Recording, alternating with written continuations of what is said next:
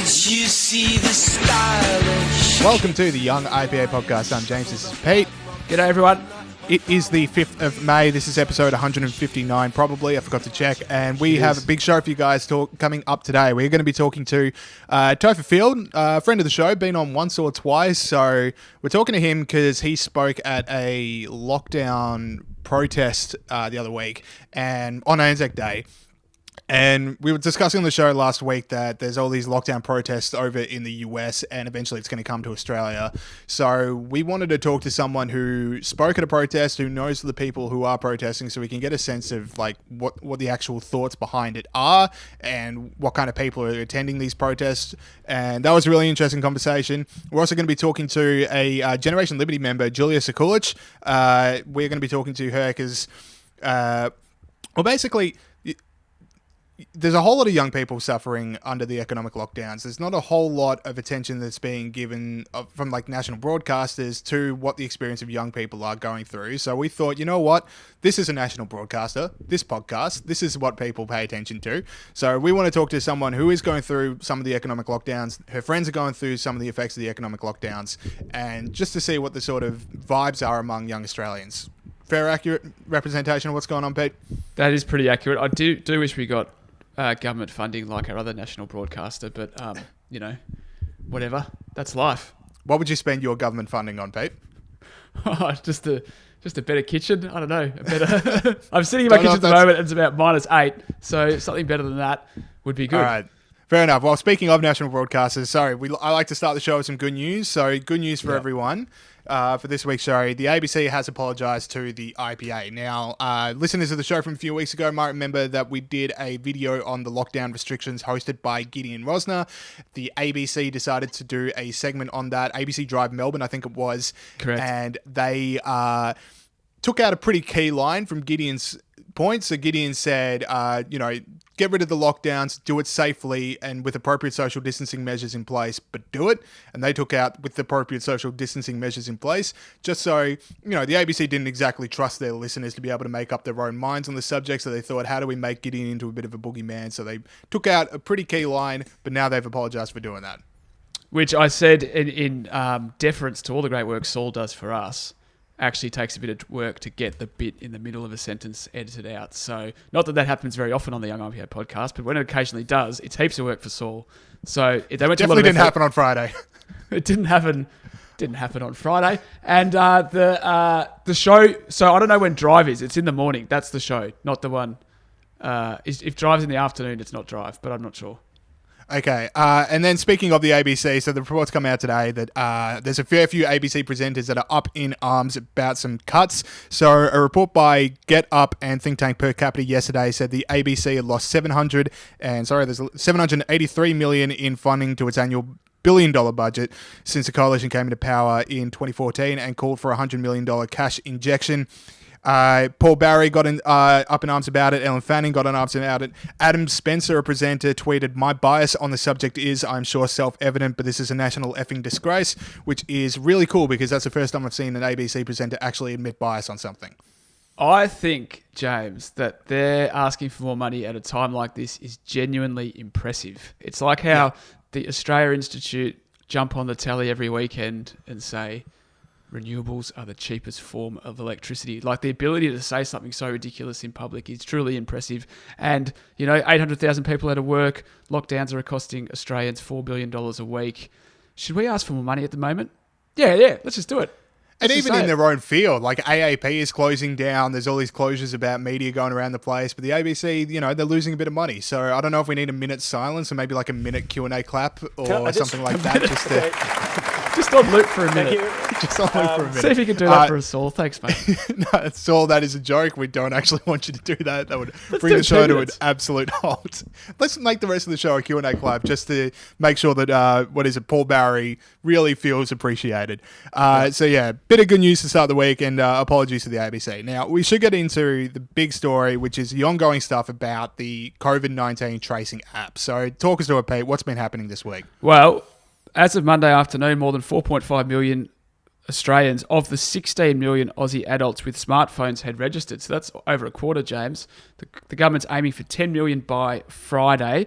Now, it's not actually operational yet. The system will be operational next week ahead of the decision on possibly easing restrictions. So there's a few different ways you can take this. The thing that probably annoyed me the most during the week, not that we talk about things that annoy us on this show that much, but a thing that did annoy me during the week was the bribing component that's emerged as a part of this app. We saw the government text Australians with a bribe, effectively saying, help us to keep you safe and ease restrictions by downloading the COVID Safe app now. Health Minister Greg Hunt was more blunt with his messaging. He said, want to go to the footy? Download the app on Twitter. So it's very much like it's voluntary, but if you want your little treat, Australians, we're going to make you download this app. And I think Greg Hunt should watch himself because, if I download this app, I want to be going to the footy like now. Yeah. Right, I'm ready. Let's go. Come on. You beauty. We're on here. And then we'll be like, well, actually, it's not until next year. So in the legislature, we were talking to Morgan Begg about this last night, friend of the show, legal rights fellow here at the IPA. So the government stops businesses from forcing you to download the app, which we're going to be talking about in restaurants thing. You can't deny someone service because they don't have the app. But the government then also goes, if you want to go to the footy, download the app. So businesses out there, you can't force people to do this, but the government can just be like, you want your treat? You want your treat? Dance for your treat. Let me roll over and let me pat your belly. I didn't know. Is that how things worked in the Bowles household? That's interesting parenting. No, yeah, you're right. It's taken them. It's so quickly for them to kind of get to this parenting mode, and they love it. It's like, do what we want, and we'll give you what you want. Yeah, exactly. And the other side of that being, as you say, 4 million Australians have already downloaded it out of 16 million adults with a smartphone, and absolutely not enough. Like we still. Well, as in, we still need to do bad cop. You can have all the good things back when you download the app. How does 25% in a week not make you go, a little bit softer with the sell? Yeah, well, they want 10 million by Friday, but as we spoke of the other day, in the Oz, there was a poll saying only 54% of Australians were going to do it. And, of that 54%, you'd expect not all of them would actually go through with it. So I'm no good at maths, James, but 10 million is more than that. So they're not going to get their aim, as far as I can tell. So, I don't know, expect more stuff. Expect more bribing. This is going to not be good for people who are only listening to this, but the sunlight's hitting something in Pete's kitchen, which then reflects onto him, and it makes him look like he's in a Michael Bay movie at all times. So, I don't know. I'm feeling a bit eye of the tiger right now. I think there's a few explosions about to happen. I'm going to meet a talking robot in 15 seconds. Things are looking good. I thought you were going to say I was like an angel or even a godlike figure, something like that. But hey, I did say Michael Bay movie. Okay. Obviously didn't get that movie reference. But so another aspect of this I wanted to talk about, James, was Chris Berg and Kelsey Nabin had a great piece in the conversation talking through some of the privacy issues with this. So it pointed out 3 or 4 examples of how there were better privacy apps that we could have used and better modes of looking after our information. And it made a really good point, we shouldn't have to choose between privacy and health. So it spoke about how the privacy can be safeguarded better. And it said a really important point which resonated with me and which will resonate with a lot of Australians who are skeptical about this is that we need mathematical guarantees, not legal guarantees. And what they mean by mathematical guarantees is basically better encryption and things like that and better ways of making the data harder to access. Now, the really key bit was when they said government and people have a different view of what privacy means. People think privacy means you're not going to share my data. The government means we won't share your data in ways that we haven't legislated ourselves to be legally able to share your data, and ways in the future that we might legislate ourselves to legally share your data. So they're very different things, and that's why people don't have trust with them, because in the future they might decide they need it for something else, and in some obscure piece of legislation, the local council in Kalgoorlie is suddenly able to get your info. So that's why it's a really good piece. Check it out. It's in the conversation.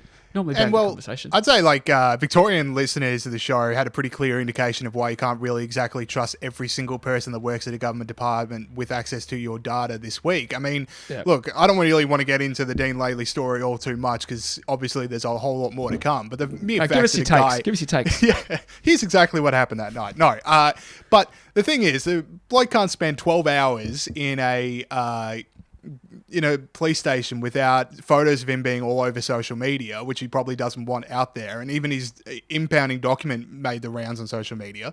The senior constable now being stood down over an investigation on that. So just like everyone know, when the government says you can trust us on your data, you have to think about literally every single person that works at the department that can get access to your data, and also hackers that will be able to find this stuff. Like the Victorian government can't even keep this guy's privacy for 12 hours before things went out of hand.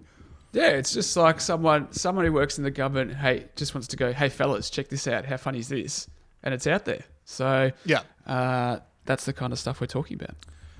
Now, the other report that came out about the app this week was restaurants look like they're coming back, and one of the requirements from the Restaurants Union, hang on, I've written down their name somewhere here.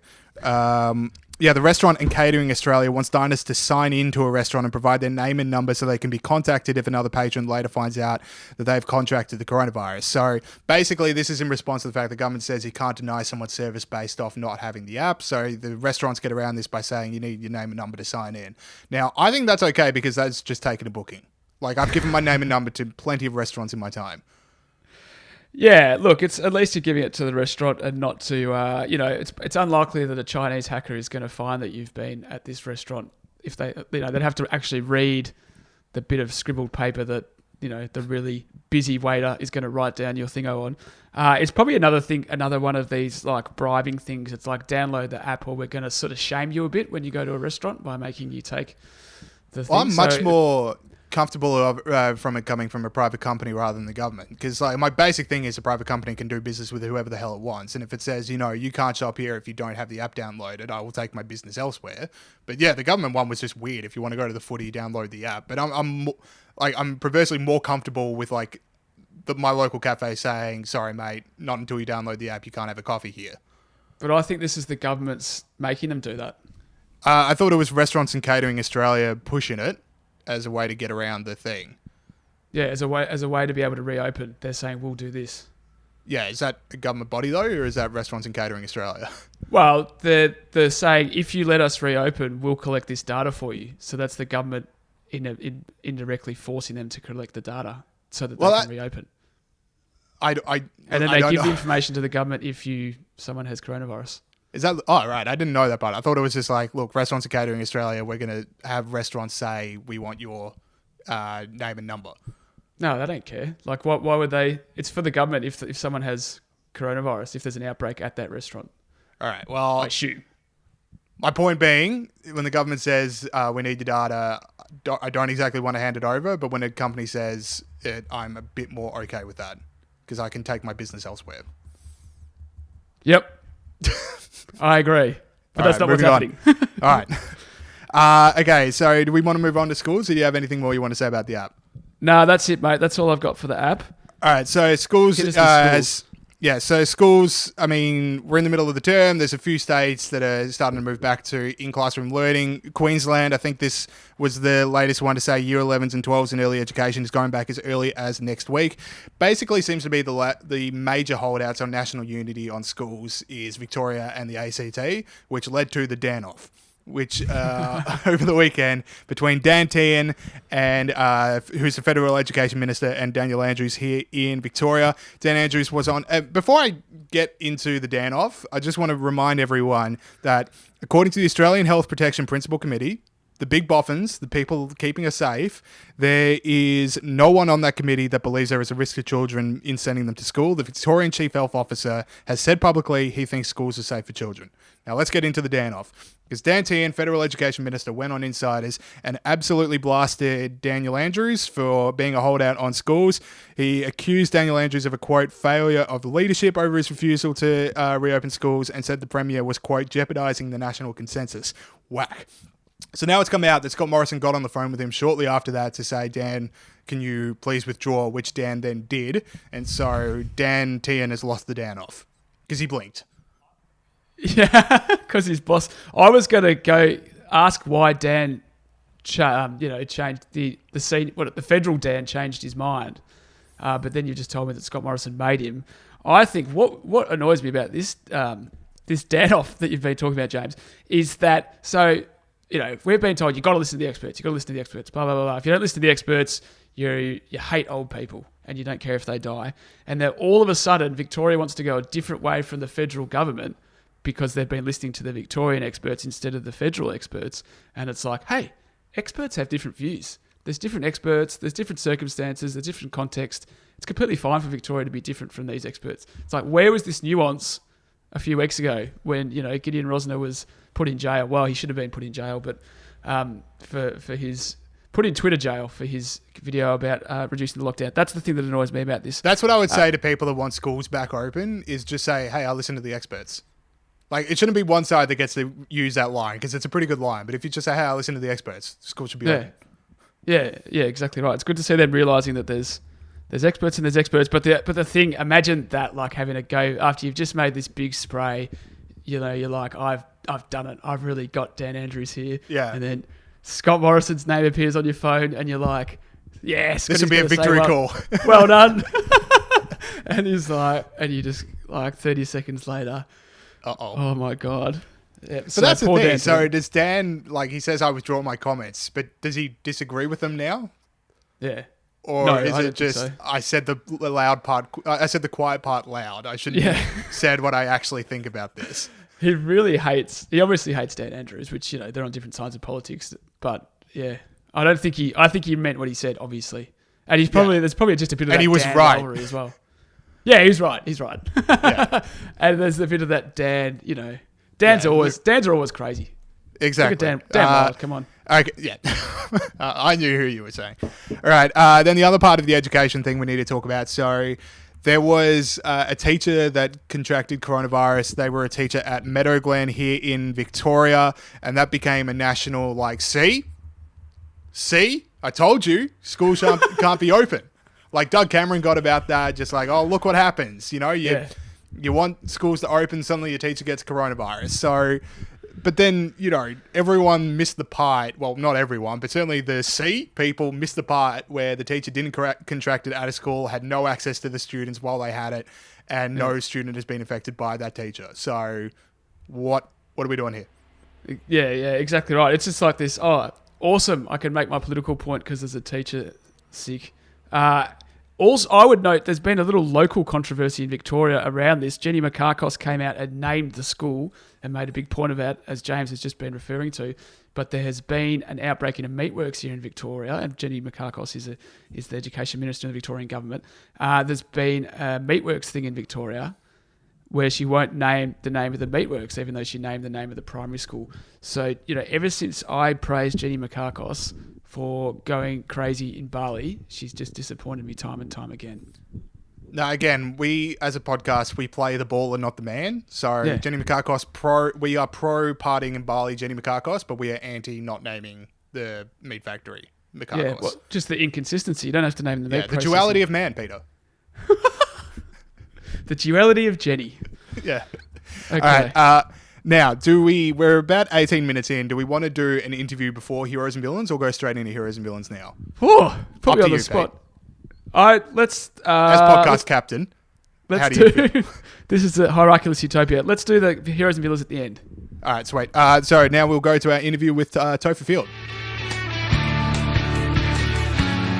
Okay, we now welcome back onto the show Topher Field, political commentator. Now, the background for this is we've been talking on the show the last few weeks that in the US there's been a whole lot of protests against the lockdown, and we sort of said that Australia is probably going to start going down the same way with mass protests against the lockdowns. Now, Topher, you are someone that has organised a protest already, so we want to get kind of an idea of like what the ideas are behind it and what the feedback you're getting is. So, do you want to tell us about the last protest that you put together? Sure. Well, you give me too much credit. It was actually organised by someone else who lives out in the town of Trafalgar, which is where it was held, and she invited me to come and speak. And I've gotten to know her, and so I can address the issue of why and those sorts of things. But I don't deserve credit for organising it. I wish I could say that I did. But the reasoning is very, very simple. It's becoming very, very clear as time goes on, as we learn more about this virus, and as we see more of the impacts of the shutdown, that we are cutting off our nose to spite our face. The damage that the lockdowns are doing is far in excess of the harm that is being reduced as a result of the lockdowns. We're actually making the situation worse for ourselves. The political class are completely detached from that. They're not really affected by the lockdowns in the same way as most of us are, because they have a guaranteed income, they have a secure job. They're free to go about their business because they just tell everyone that it's essential. They can get out of the house and do whatever they want to do. We look at what Prime Minister Scott Morrison classified as an essential trip to the shops, which involved buying a jigsaw puzzle, right? And that's just for his own children's entertainment and so forth. But then we have other people who, for their own entertainment or for their own mental health, are sitting on a park bench and they're getting fined. So it's okay for them to define the sorts of recreational activities that are allowable because that's what they want to do. But other people's idea of what's actually a good way to unwind and de-stress and perhaps cope with the situation isn't allowable because they're not a politician. They're not part of that protected class. So we're really seeing a situation here where there's a very, very big and growing detachment between the people that are making these decisions and the people that are being forced to live under them. There is a rapidly rising sense of resentment, and it is hurting a lot of people. People are going bankrupt. People are going broke. People are burning through the savings that they put aside for their retirement or that they put aside for their child's education or these other things is now getting burned through for no good reason. We have just seen this morning, it's the first of the reporting coming out, and I unfortunately expect there's going to be a lot more of this, talking about a jump in youth suicides here in Victoria, which is a horrible thing at any time, and that is a scourge that we do live with on an ongoing basis, but now an increasing number are being linked to the mental health and the impact of these lockdowns. We're going to see a jump in suicides across the community. We know that happens when there is an increase in unemployment, when there is an increase in bankruptcies and companies going to receivership. We know that those two are linked. When there is a big drop in the stock market, we know that it happens again. When there's a big increase in unemployment, we know that there's an increase in crime. There's an increase in muggings. There's an increase in carjackings. There's an increase in every type of crime that you could possibly name. And we have deliberately gone into all of those things and made all of those things worse in an effort to try and make the coronavirus less bad. And we don't believe that those ratios stack up. We don't believe that what we're gaining from the coronavirus being less bad outweighs what we're suffering as a result of our own actions. Which parts of the lockdown in particular would you do away with, Topher? Well, I'm of the view that Victorians are adults and that we can actually make decisions. And if we had simply been given the advice that, hey, everyone, there is a virus out there. It appears to be very, very serious. We don't really know a lot about it yet, but we think that caution is the right way to approach this. Please implement social distancing. Please start sanitizing your hands when you enter shops. Please, restaurants, reduce the number of patrons that you will have seated on your floor or switch across to a takeaway only. I think an awful lot of companies would have done a lot of those things voluntarily on the basis that that's actually the responsible thing to do and that companies get punished by the market if they act irresponsibly.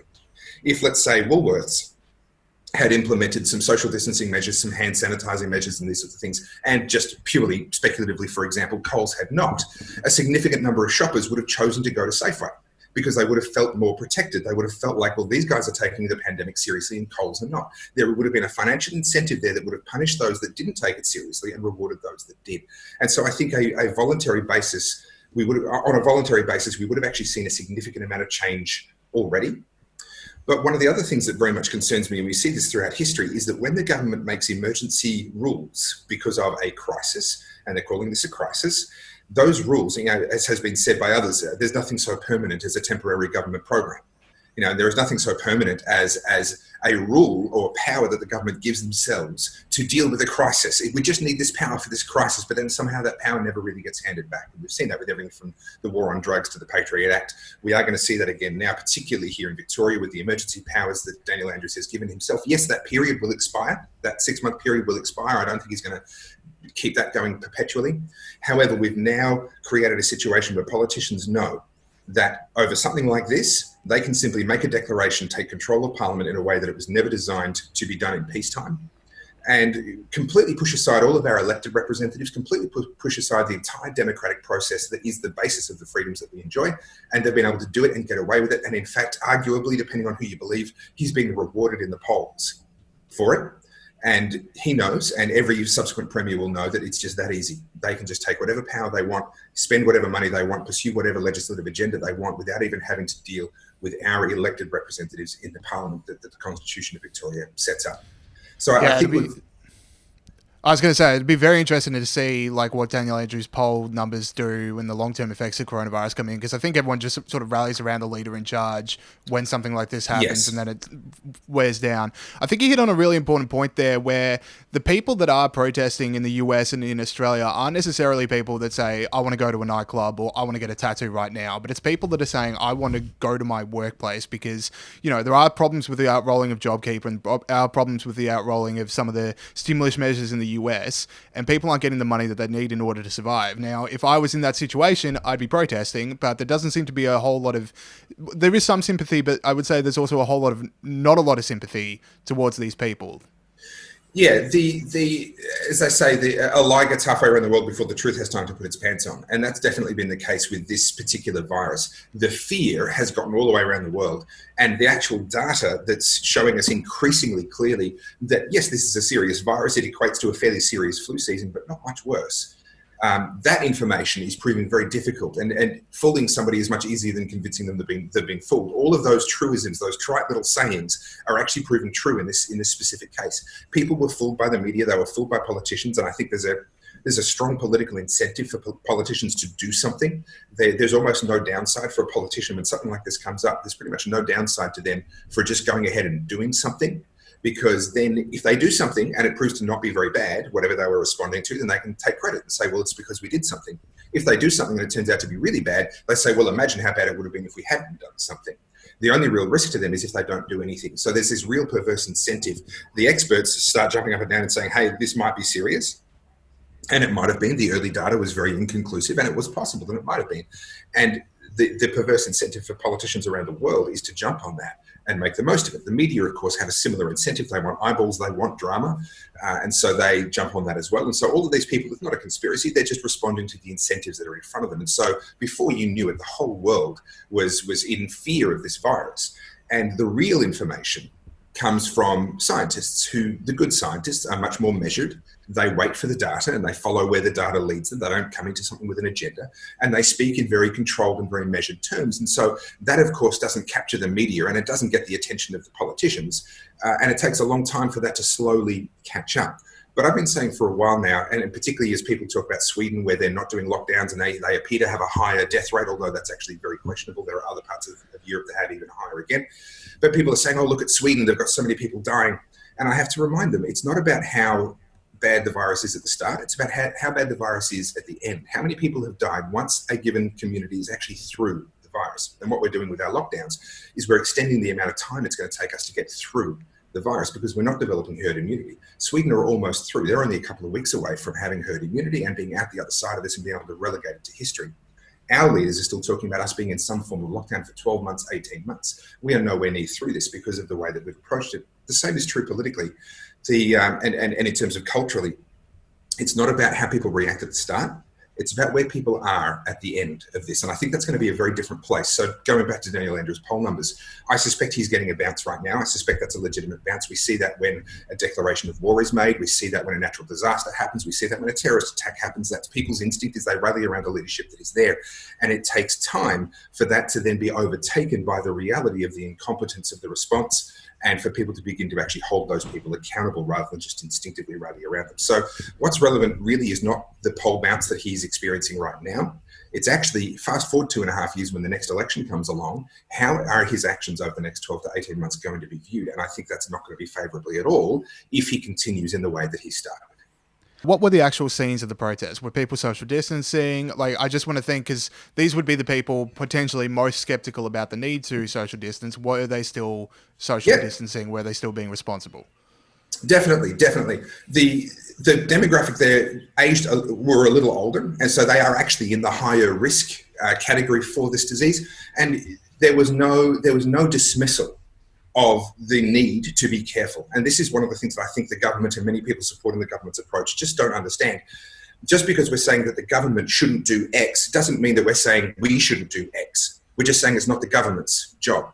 It's not the government's job to determine which businesses get to stay open and which ones close and under what circumstances. We can actually be trusted to make that decision for ourselves. So the scene's very, very peaceful. No one started trouble. There were a number of placards being held so that people driving down the highway could see those signs. We were streaming, obviously, everything. And so we didn't want anyone within our group to start trouble, and no one did. We had a couple of police liaison people who were allocated to the job of discussing with the police what we were doing and why we were there. And they did a wonderful job, and the police were perfectly professional. They came. At one stage, I believe the maximum was 6 cars. They came, they spoke with our liaison people, and while that was going on, they left us pretty well alone. And then once the discussions with our liaison people wound up for reasons that I'm not privy to, they chose to withdraw. They presumably got on with other duties and did the other things that they as police officers needed to do that day. So it was really quite undramatic. And you can watch the video and you'll see as I come walking up, I arrived a little bit after some of the others and after the police. The police were already on site. As I walk up, the police were standing off to one side. A few of them were talking to a few of the organisers, police liaison people, and the protesters were all standing over here. And really, it was quite undramatic. We got to make our point. We held a short ceremony in honour of Anzac Day. And then myself, I spoke as I had been asked to do and talked about why we chose Anzac Day and why we felt that was an appropriate day to hold that protest. And then a few others spoke who have relatives who have been in the military and various other things spoke as well. So, Topher, are there any plans for any further protests coming up regarding this, as far as you know? I'm aware that there is something being organised for the 12th. I don't actually have details on it.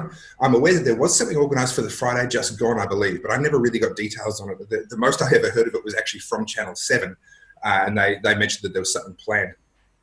I believe it ended up being very small. I wasn't there in person myself.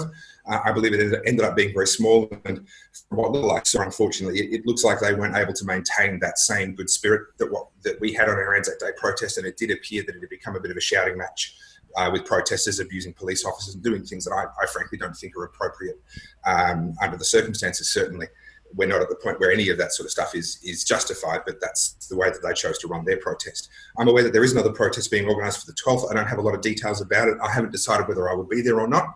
And it will depend largely on the expectation in terms of who else is going to be there. If it's going to be people like what were at the Anzac Day rally, where they are there to make a point and to do it peacefully, then I will happily participate. If it's going to be more the other kind of people who join protests just to try and cause trouble and so forth, well, I've no interest in that way of making a political point. Your protest, the protest you were at also drew the ire of Dr. Annalise Van Diemen, who now infamous. So you were battling against her before it was cool. What do you reckon having someone that high up in the health department says about the sort of thing you're talking about, which is there is a ruling elite which aren't really feeling the effects, and then there's another people that are feeling the effects? Yeah, look, I'm not going to go too deeply into her comments. It is interesting, though. There is a truth to the idea that at first they, and this is the infamous they, in this case talking about the ruling class and people who are in a position of power, at first they ignore you, then they attack you, and then they have to bargain with you. And we've very quickly gotten through the ignore stage. We managed to brush that aside very quickly and got straight to the point where they had to attack us. And that kind of tells us that we have made some progress. And as a first rally, we were the first one out of the blocks.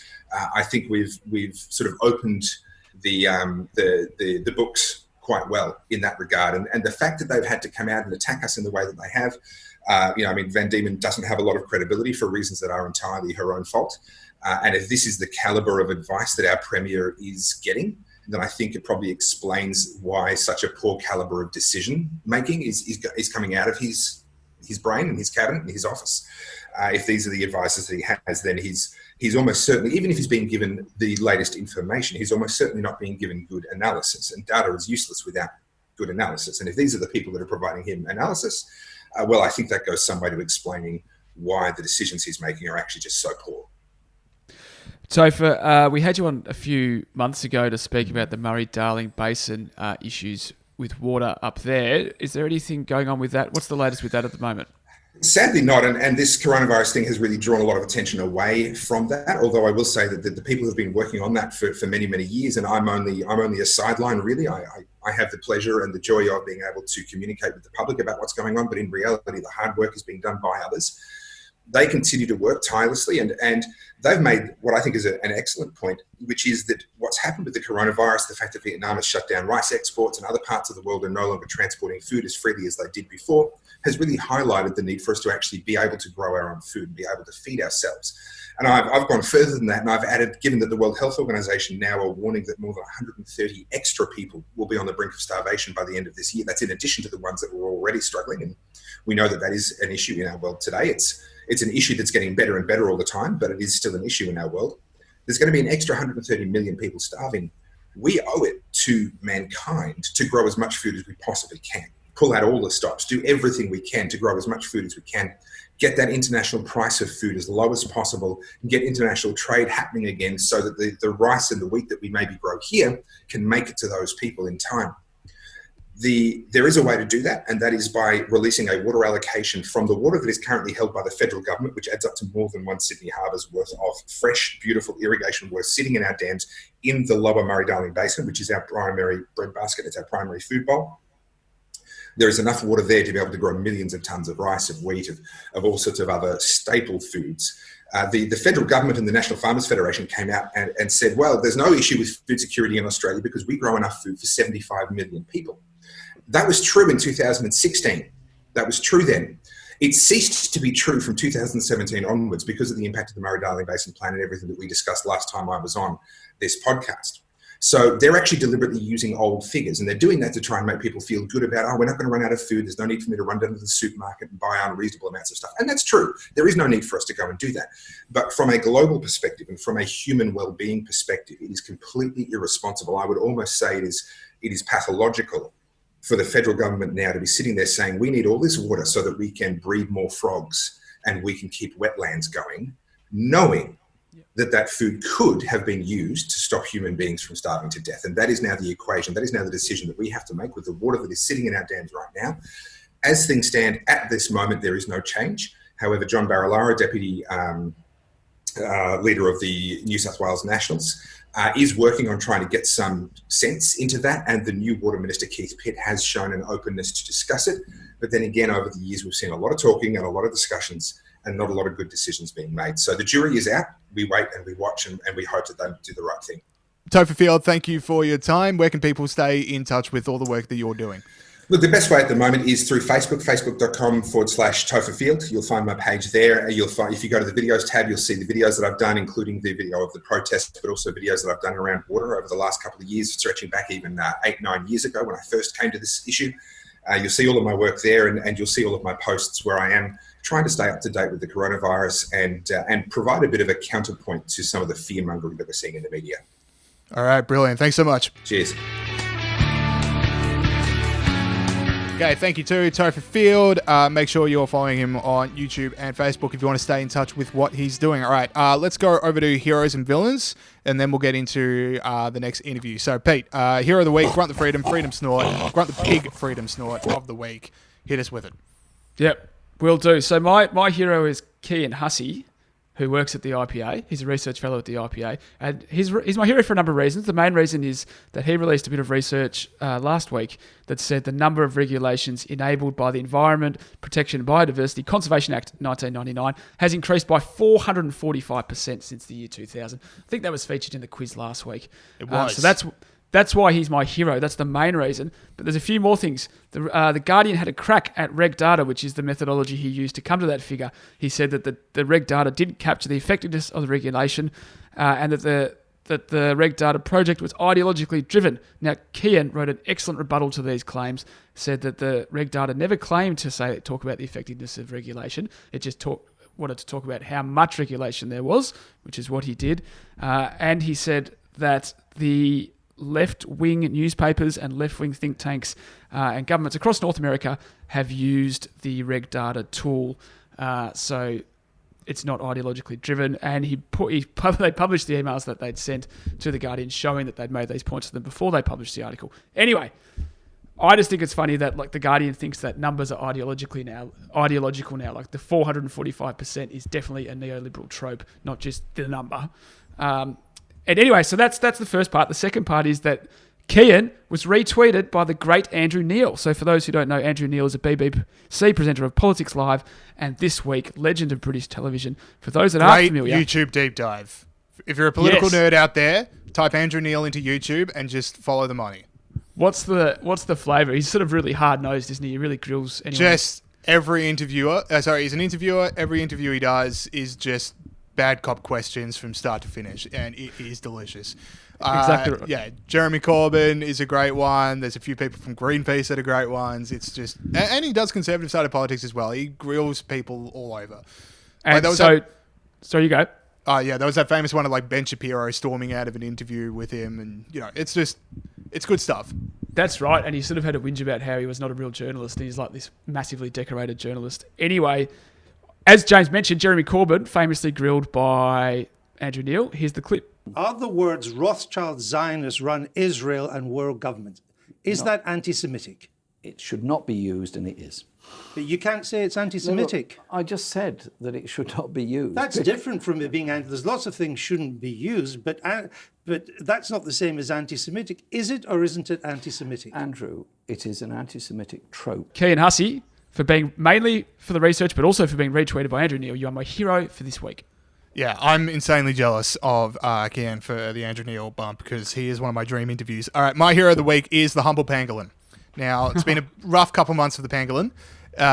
Been besmirched, its honour, and it's now been vindicated. So with Mike Pompeo, US Secretary of State, saying that there is, quote, enormous evidence that coronavirus outbreak originated in a laboratory in Wuhan, China. Don't let China hear you say that. But now that there is enormous evidence, the pangolin, I think, has been exonerated by international law as basically how it is.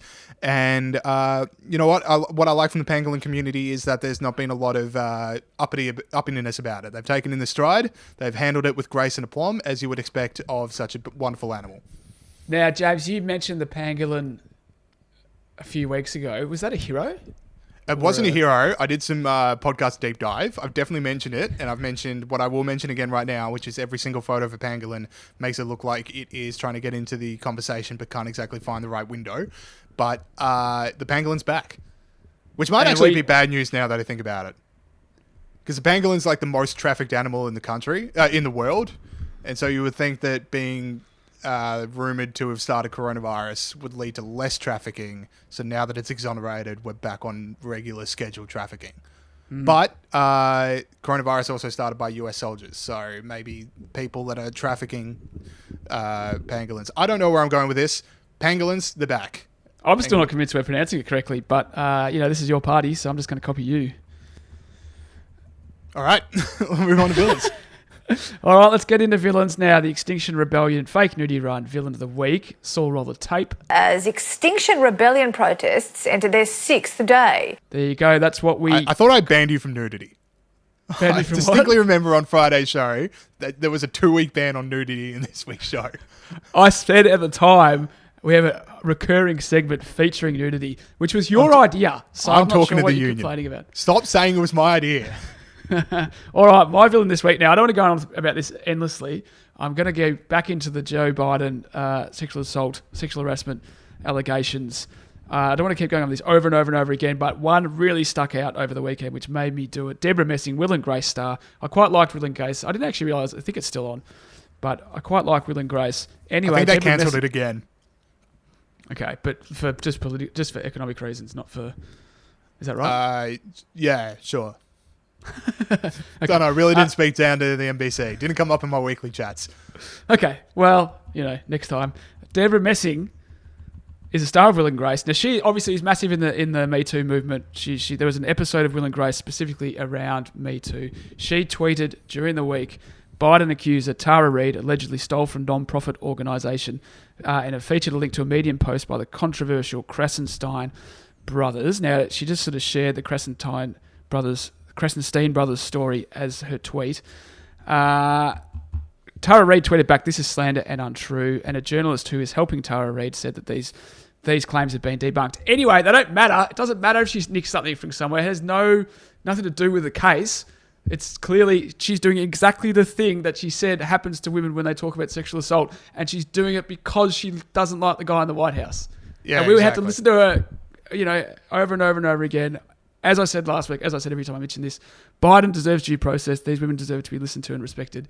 And anyone who uses this stuff for political points not because they like Biden, just because they hate Trump, is a villain. Deborah Messing, you're my villain this week. I didn't know that the Krasenstein brothers or Krasenstein brothers had written that article, which is such a great throwback because they are. I have genuinely missed those two idiots. Like, this is very inside the Beltway, and for people who are very active on Twitter would know who they are, but they're people that just replied to Trump tweets.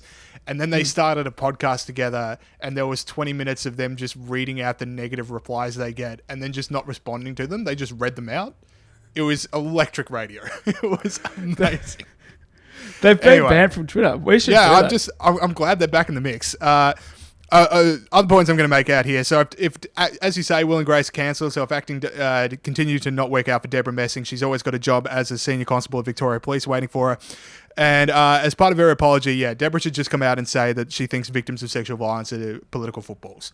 Like, just say it out loud, just so we all know they're political footballs too. Yeah, exactly right. All right, my villain of the week, is CNN. So, have a listen to this story. For the first time, Asian giant hornets have been spotted in the United States, specifically in Washington state, scientists say. Beekeepers have reported piles of dead bees with their heads ripped off, an alarming sight in a country with a rapidly declining bee population. And more than 2 inches long, they're the world's largest hornets with a sting that can kill humans if stung multiple times. According to experts at Washington State University, the giant insects are nicknamed, quote, murder hornets. Now, I don't know, Pete. Just because the hornets originated in Asia, I don't think that makes them the Asian giant hornet. Let's all just be a little less racist about it, please. Do we even know the hornets didn't originate from a US Army base before they made it to Wuhan, Asia? That's totally right. It's totally racist to call them Asia. And it's like, Asia's such a massive continent. Why, at least pick the country. Like, Asia's like a third of the world or something. It should just be the giant hornet. We don't need to bring... If it can't be the Chinese virus, this can't be the Asian giant hornet. I don't mind murder hornet. That's murder hornet. Yeah. So first up, villain CNN for having to bring race into this, but then also my other villain is murder hornets, because murder hornets read the room. All right, we've got enough going on with coronavirus right now. We do not need murder hornets. Yeah. Murder hornets should just pull their head in. Yeah. And come back next cool year. It. Come back next year. All right. Let's go to the interview with Julia. Okay, we now welcome on to the show Julia Sekulic, one of Generation Liberty members, and we're going to be talking to you because Pete and I were reading IPA chairman Janet Albrechtson's column in The Australian this weekend. She pointed out that the ABC hasn't really been providing a platform for younger people to talk about their experiences with coronavirus and the economic lockdowns and stuff, and you think the national broadcasters should be doing this. Pete and I, we want this podcast to be that voice for the young people. We thought it's about time someone did. So, Julia, why don't you tell us your story? So, this year I started working at a restaurant near the Royal Children's Hospital as a a food and beverage attendant and practicing barista. And 2 weeks in, I had all my shifts completely cut off. And following 2 weeks after that, my contract was terminated. And since then, I've had to find other forms of work. I'm going back to what I previously did, which was babysitting and tutoring. And there is actually quite a need there in terms of assistance for kids who are transitioning to online forms of study. So I guess that's been the benefit of this situation. However, I was hoping to be a little bit more financially independent this year when starting this new job, which is not the case anymore. So we just want to clarify, Julia, you had your contract terminated because of the coronavirus, not because of any personal misdemeanors. Is that correct? Of course. Yeah. And it's actually closed now, the restaurant, because of all of this. So that's quite unfortunate. And it's adjoined to a hotel. So it's like two, I guess, businesses at once closing. Have you talked to anyone else who works at that place and just sort of checked in with them? Because I can imagine, like, for yourself, you have previous experience in tutoring, as you say, but maybe other people are just sort of like, well, what else and what can I do for cash right now would be a bit scary. Yeah, so what the great thing is about the place that I worked at is they were quite supportive. They even gave us care packages. And for those who were, living alone or, having to cover rent, they've created like a fund sort of thing and a newsletter as well to keep in contact with who needs to be supported. However, I'm thankful that my workplace was fortunate enough to supply us with such, funds. And I've been talking to other people who obviously don't work there and they haven't had the same situation and are now dependent on the government payments. So is this something that's happened to a lot of your mates, that there's a few of them out of work, or is it pretty... Especially, I have one friend in particular, which is a quite unfortunate situation. She had 3 jobs, all within the hospitality industry, and she can't work at any of them for 2 reasons. Of course, the places have closed down, but she now has to be very careful as to where exactly she does work because of she has like a family member who's quite vulnerable, so she can't work in such open places. So even something like Coles wouldn't suffice, and she needs to support her family, which she can't do, unfortunately.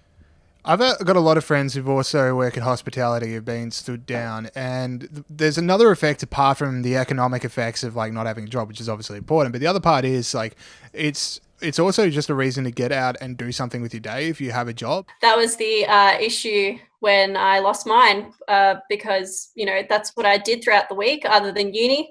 And now, well, that's not the case. Now I just have to make do with the studying and babysitting jobs that I have. Well, it looks like we've lost Bolt, Julia, so that's good. It means I can finally take control of this podcast, and not a minute too soon, I would have thought. So we'll see if we can get James back on the line in a sec, but if we don't, that's all right. We'll just do it without him. So, Julia, what I'm really curious about is there a change amongst your friends in terms of their views about the lockdown? I know at the start everyone was kind of on board with it, or a lot of people were on board with it because it was felt like it was necessary to fight coronavirus. Do you reckon there's something a little bit changing now? People are like, okay, I'm sick of this. I have literally no idea what happened just there. Here he goes. He's back. That's all right. I had 45 seconds of freedom. It was delicious. I hope you got any good hits in, because that was the best time you're ever going to have to get them. Okay. I'm going to take that from the start of what I was saying. Oh, I was mid-question. Sorry? I was mid-question. Oh, were you? Oh, my bad. Yeah, that's all right. Let's keep going. Okay.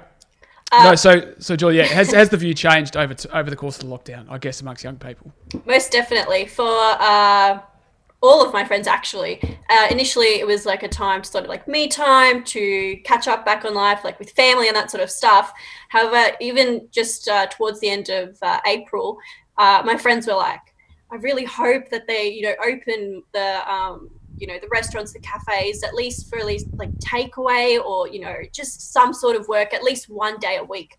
And that to me sounds like I've never heard of such desperation before, because their life is, lacking structure and even like purpose to wake up in the morning.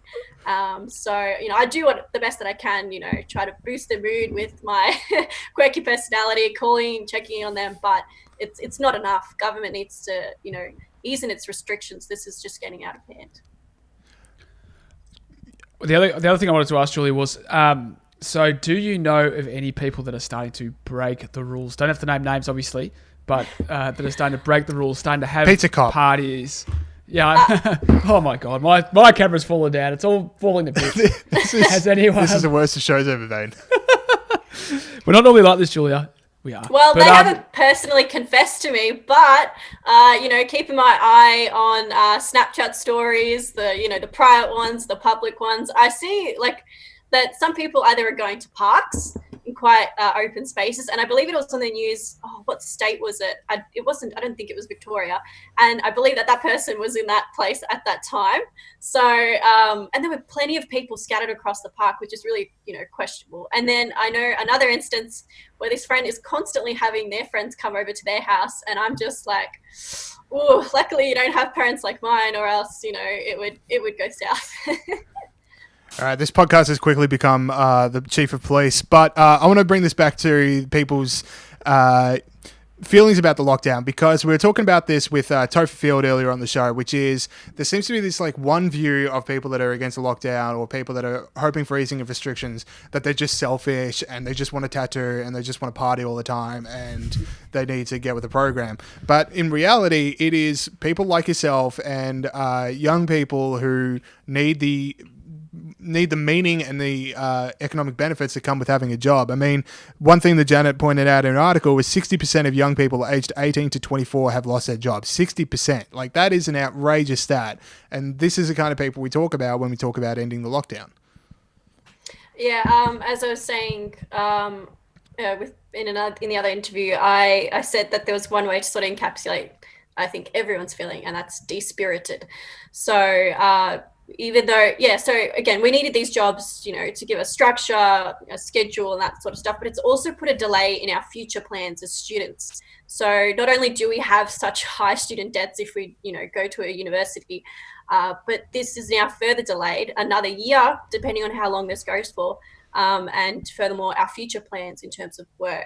And yeah, we're just on the like the verge of losing all hope, depending on how long this goes for. So what do you think? Do you think you'll get your job back? Is that restaurant going to reopen?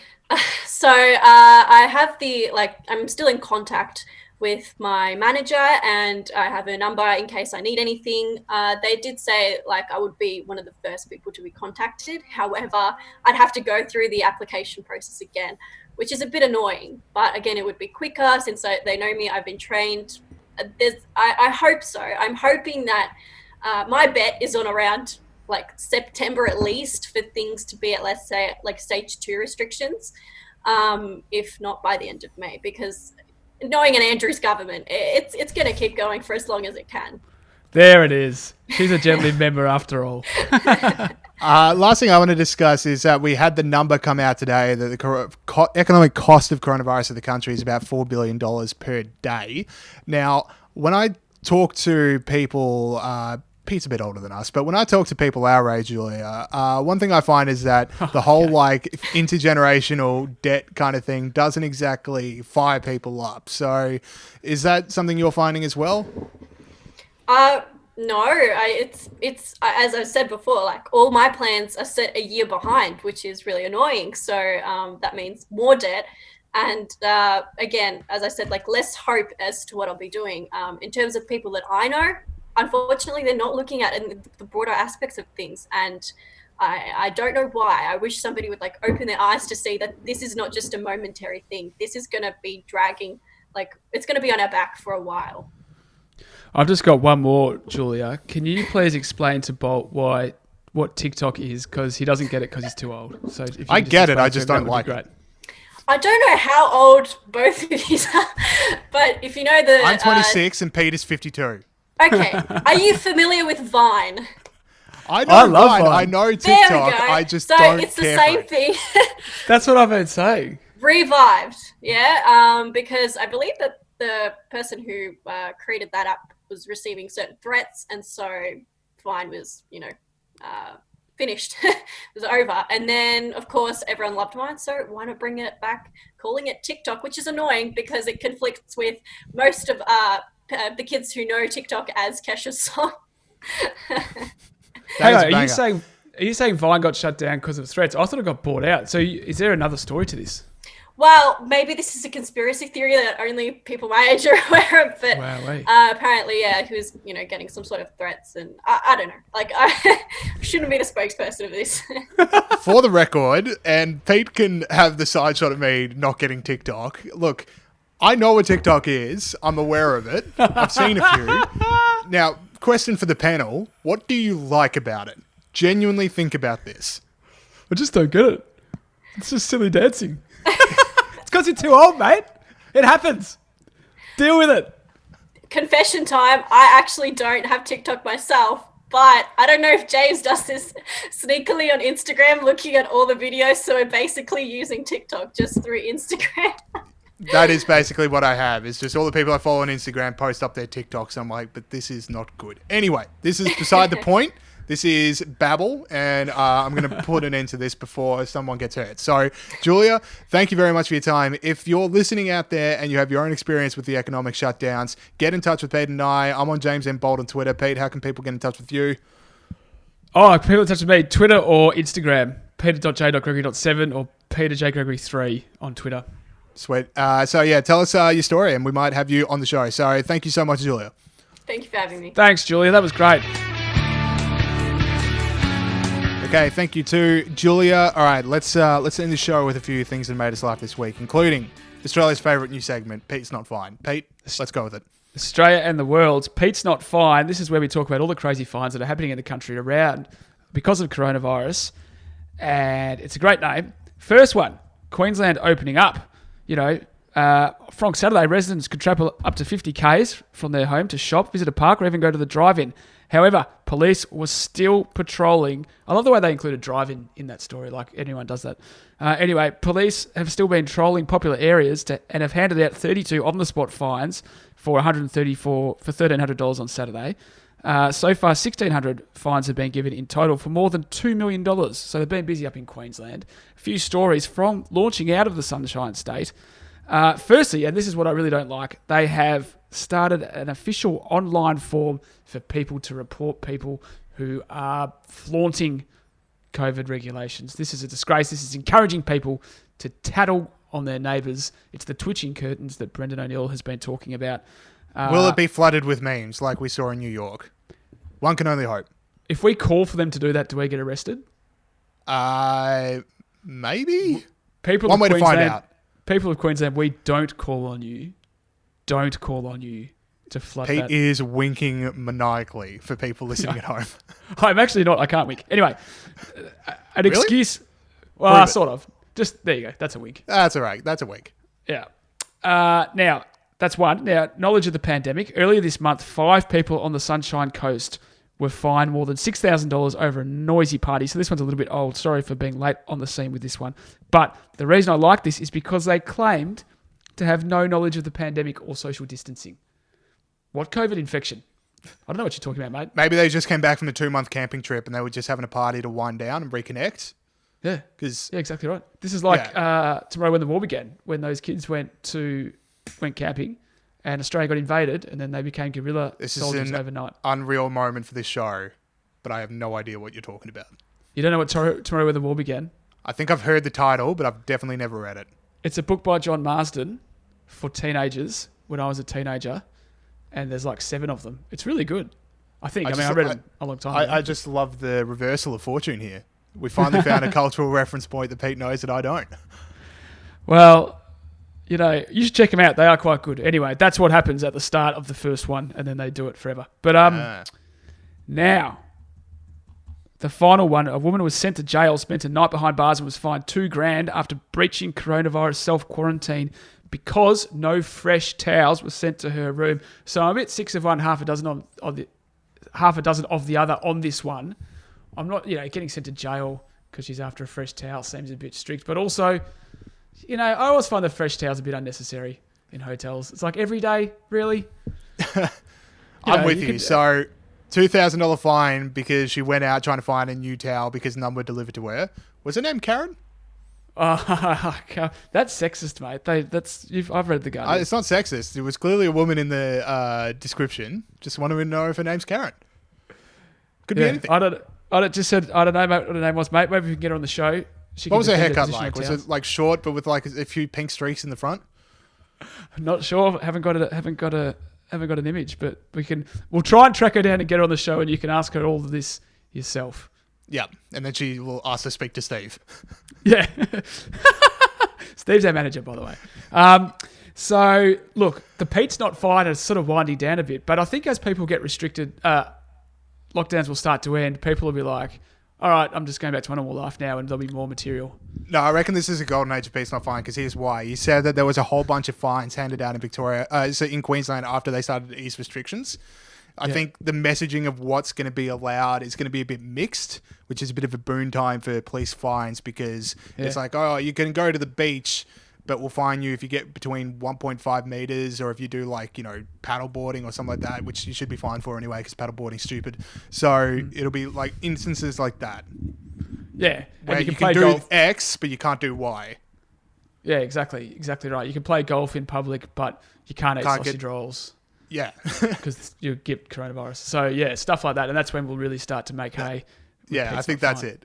All right, so I'm going to give it to Karen at the start. I got another article from you here. So a lot of people started or have kept on, or maybe they're doing it a bit more, jogging just to get out of the house. In the UK, Helen Coffey in the Independent so wrote an article, "Don't manspread while jogging." Few choice quotation paragraph here. "And again, I say hashtag not all men, but if women's contorting to fit is unconscious, so too is men's ballooning to fill in as much physical space as possible. Maybe you all need to do to change that dynamic is to become aware of how you're wired. Because maybe all you need to do is acknowledge and fight that urge to expand."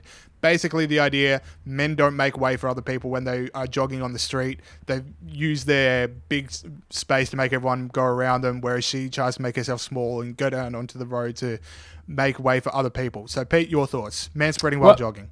Well, if Helen wants to talk about privilege, right, she gets to write 900 words in the Independent, which is a prominent newspaper in the UK, without a single piece of actual evidence. Just, I've gone on a run. This annoyed me. It was her 900 lived words. experience, Pete. Are you denying her experience? Yes, I'm denying her. Well, I'm not denying her experience, but I had a piece in the Spectator this week, and this is not just an opportunity for yourself for a plug. And I counted how many pieces of... So hers was 900 words. Mine was 686. I counted how many pieces of evidence were in mine. 17 pieces of evidence. 686 words. That's a bit mansplaining, if you ask me. To know... So, Helen, when you write articles, what you have to do is... So, and the other... So I did some research for Helen, and I jumped on Google Scholar, and I put in manspreading. 915 articles. 915 articles on manspreading in Google Scholar, and she didn't reference any of them. My favourite article, GM Corn set to stop manspreading his seed. Don't know what that means. So good on him. That was my favourite. But I could see you doing a bit of manspreading while you jog. Bit of arms and legs going everywhere, Me? Taking up the path. Yeah. Oh, yeah, well, I'm just uncoordinated. I'm just not a very good runner. So you're not like... fault. You're not thinking, I can take up as much space in the world as I want. You're just a bit unco.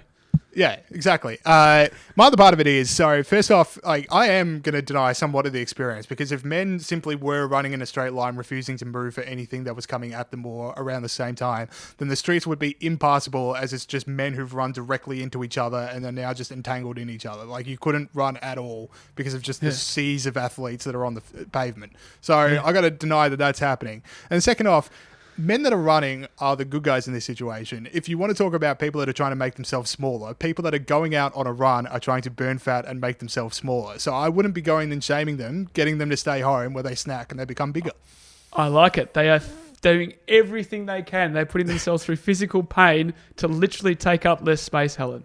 Exactly. So they are the good guys. All right. So the last thing I want to do with this show is bring attention to something that I thought was widely known, but apparently not. So over the week was the 9-year anniversary of Osama bin Laden getting killed. Now that is widely known. I don't think there's too many people that are like, wait, we got that guy? But here's the part that isn't that well known, which is The Rock knew before everyone else. It's a famous tweet. I can't believe, because I was telling you about it. You'd literally never heard about it. And then I was, because I am a very online person. I know things very well that other people are like, I've never heard of that before. Like Krasenstein brothers, for instance. Like, no one knows who they are except me, who knows way too much about them. But anyway, so here's the famous tweet from The Rock. Just got word that will shock the world. Land of the free, home of the brave, damn proud to be an American. That was like a few hours before it came out that Osama bin Laden got killed. Now, Pete, you give me grief for how much pro-America I am and how much I pronounce things American and I love American culture. But name me another country which would kill the world's most wanted man and then inform Dwayne "The Rock" Johnson before CNN. I can't. And because I don't want to live in that country.